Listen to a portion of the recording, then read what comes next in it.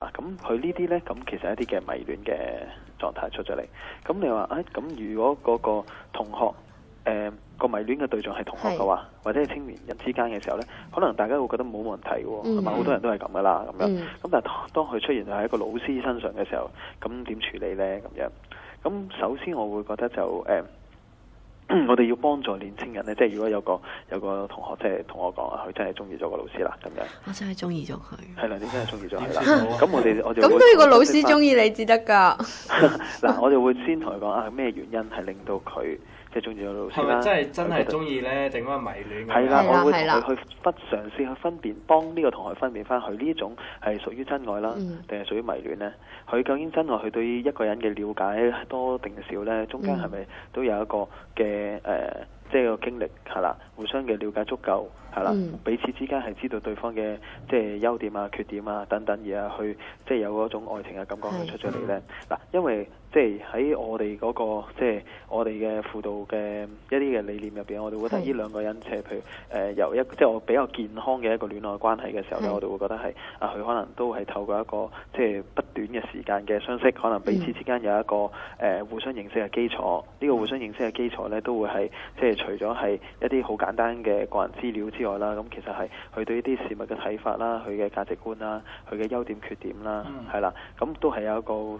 認識嘅。而呢種嘅認識係更加覺得咧係同自己嘅一啲嘅性格上面咧係吻合嘅，係夾嘅，係啦。咁而彼此之間有一個嘅情感嘅產生嘅時候咧，咁然後先至會有一個拍拖嘅。咁呢個就即係我哋會覺得呢個係一個比較即係健康嘅過程嚟嘅。咁究竟你呢個師生戀有冇經歷過呢啲嘢呢？係咪對對方係真係咁認識呢？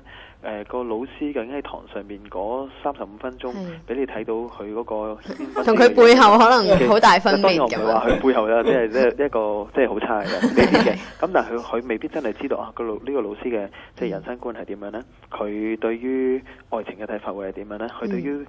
配偶嘅要求會係點樣呢？咁其實呢啲佢需要諗嘅喎。如果一旦啦，咁真係可能個老師同埋個同學建立咗一個即係真係好深厚嘅認識嘅基礎啦，咁佢哋又真係有傾慕嘅感覺，咁可能個同學又會有壓力，個老師又會壓力。咁如果嚟到你度，你會點樣幫佢解決，或者即係你哋會唔會阻止佢哋唔應該拍拖啊？第一就我哋社工絕對冇權去阻止任何人做任何嘅嘢啦，係嘛？係啦，咁你呢個 situation 係即係連個老師都中意埋個學生㗎啦，係嘛？即係彼此真係相愛嗰隻㗎啦，咁樣。咁嗱，第一樣嘢就我覺得就老師都係人啦，咁而加上就老師亦都應該係即係喺嗰個年齡上面應該係一個成年人啦，係啦。咁而呢個成年人呢，我哋假設係成年人都應該有一啲嘅會相對地比較成熟或者理性嘅一啲嘅思考嘅方法嘅，係啦。咁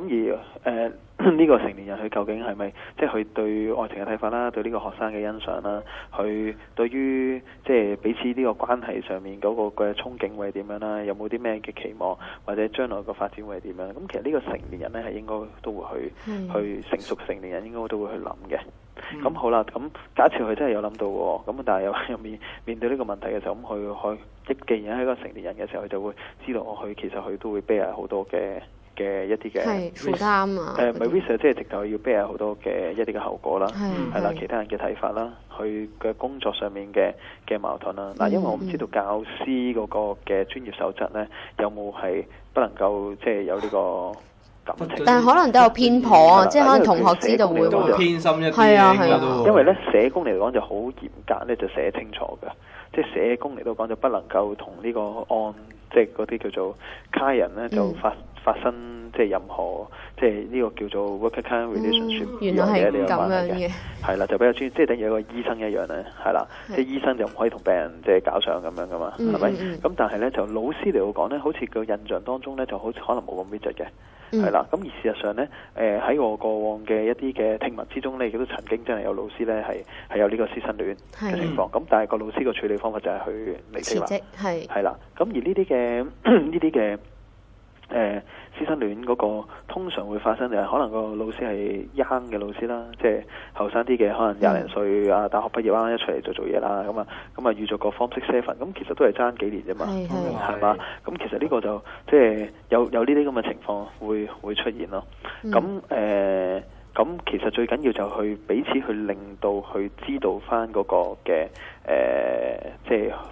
即係釐清翻係咪真係啦。係啦。咁而再加上一樣嘢咧，就係即係個權力嘅不平等咧，亦都係需要喺嗰個考慮當中嘅。咁由於作為老師咧，佢係本身係喺嗰個權力上面咧，喺學校入邊咧係真係個權位高過一個學生嘅。咁究竟佢呢段咁嘅關係會唔會其實係即係個老師去 make use of 佢自己呢個咁嘅權力，而達至到一種即係即係唔係咁好嘅一啲嘅目的咧？咁呢個我哋都會同翻個學生可能或者甚至乎同個老師去釐清翻嘅。我會覺得咁年青人即係如果假設個老師都係年青人啦，係啦，咁啊彼此之間都真係有呢啲咁嘅熱誠係啦，即係個相處個時間會耐咧，大家都彼此啦，咁可能都會有啲嘅投射喺當中，即係唔單止個年輕人會投射喺佢老師身上，可能調翻轉個老師都會將佢一個嘅對象去投射咗喺個學生身上都未定嘅喎，係啦，咁呢個頭先講嗰啲嘅，即係點樣去釐清彼此係真愛定迷戀咧？你可能呢個過程其實就唔單止可能同，即係我覺得係當係一個戀愛輔導一樣咧，即係其實雙方面都需要去做。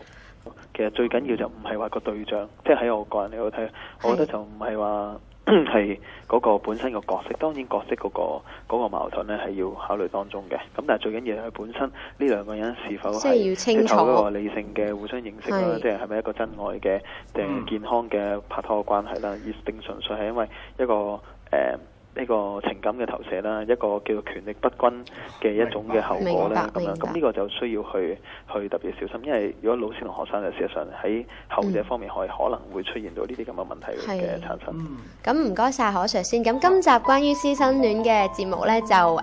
告一段落啦。咁唔該晒何 Sir 專業嘅意見啦。假如我可以有一個願望，嗰個願望就係我想要多3個願望。假如我可以有一個願望，我希望我永遠都可以同佢喺埋一齊。假如我有一個願望，我想換個女朋友。